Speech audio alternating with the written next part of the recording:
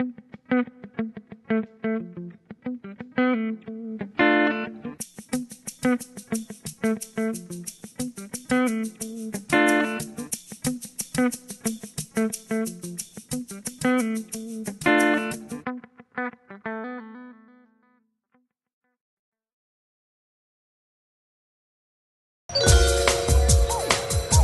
know, people back home sort of, I feel, see China as this very like gray place and kind of uniform. It's that, oh, they're a communist country sort of image. And there are some elements of that, certainly. You know, we have the image of the police officers with the armband.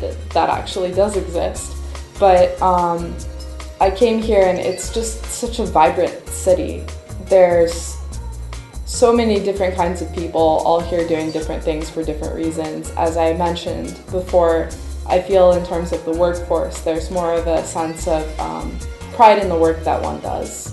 And so that's just really refreshing to be around. I haven't witnessed anybody, you know, being harassed because of the job they do, etc. On my birthday, pretty much every other year since the first time I tried sushi, sushi has been my go-to for my birthday food. This year it was Sichuan Cai, just because I fell in love with it.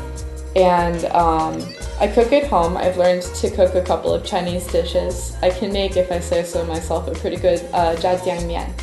If you know what you're doing, it's very cheap. So if you are frugal, you can eat every meal for under $1. And that's ridiculous. Like, that would be unheard of. You'd be eating, you know, McDonald's every morning back home. So that's funny. And as far as getting places, I haven't had the opportunity to ride a bus yet. But I have been riding the subway ever since I got here. I take it pretty much every day. And that's about 33 US cents per trip, no matter how many transfers you make, no matter how far you go. And that's unbeatable. Abby and I have become good friends, and she is one of those people, she says, you know, I like hanging out with you because I can take you to a place like we went to Bago last weekend. And this is like where the real Chinese people are gonna go to eat, and they're gonna have tripe, and they're gonna have muer, and they're gonna have, you know, not Peking duck and hamburgers like you would get in Sanlitun. She says, you know, so many of my, the foreigners that I know, they're like, oh, you have a free day on a weekend, let's go to Sanlitun, let's go to Diobajie. And she's like, that's not really my style. So, just kind of exploring the perhaps paths less traveled has been one of my favorite parts of going around Beijing.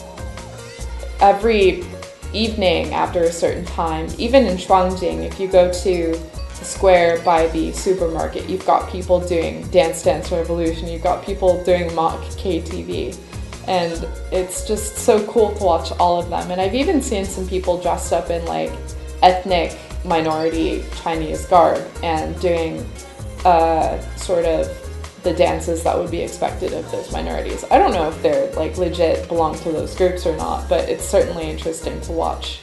KTV, I guess, originates perhaps in Japan. I think that's where it was originally from, and it's a far cry from the karaoke that many Americans and even the people that I spoke to who are from the UK are familiar with. And so, in the sense that if you think about, you say the word karaoke to an American, and typically they're going to imagine a karaoke bar. So there's hordes of people that they don't know, they're making a fool of themselves in front of literally all of these strangers, and that's very intimidating to the majority of people.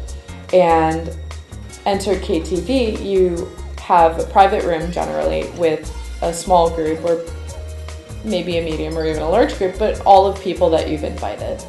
And I find that the selection of songs is much easier to navigate to. The KTV system is much more streamlined. Most karaoke bars that I've been to, granted, I haven't been to that many, as I say, I get stage fright. I don't want to sing in front of 50 people I don't know. So it's generally in paper packets by like artist name or last name. And that's extremely inefficient. Here you can choose by language, you can choose by genre, you can choose by, give me the top 100 hits in the UK right now. And as well, it's digitized, so I can enter the first 3 letters in an artist name and find them or not. You know, I'm told that there's hot competition between KTV venues to have the latest and the greatest variety of songs. And personally, when I go to KTV, I love to sing in Japanese, which isn't always fun for the people around me because they don't always understand what's going on. But I try to pick some ones with like the video's ridiculous or the song is weird, and so I aim to please, I aim to entertain.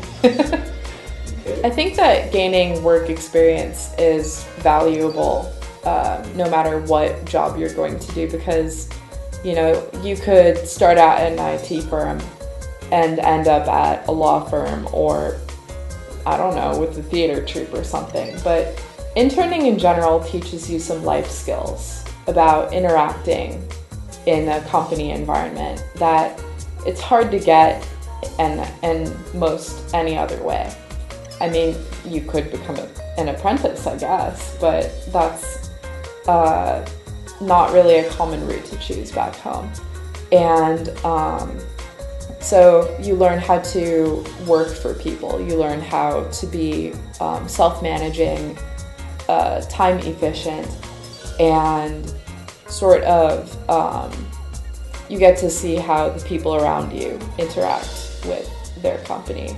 I learned a lot about what I do and I don't like in an internship, and so I learned that not being stuck in a very small room all day is very healthy. So it wasn't good for me to be sort of in a room with not very many people, and it was kind of lonely. I learned what it means to feel like my work is valued, and in my current internship I feel that my work is really important to what the company does.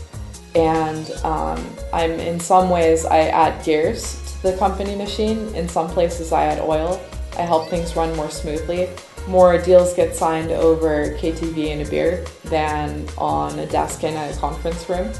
So that's certainly interesting, and I really think that the Western countries could learn a thing or two from that. That's actually a good anecdote. So I was at Sanlitun last weekend.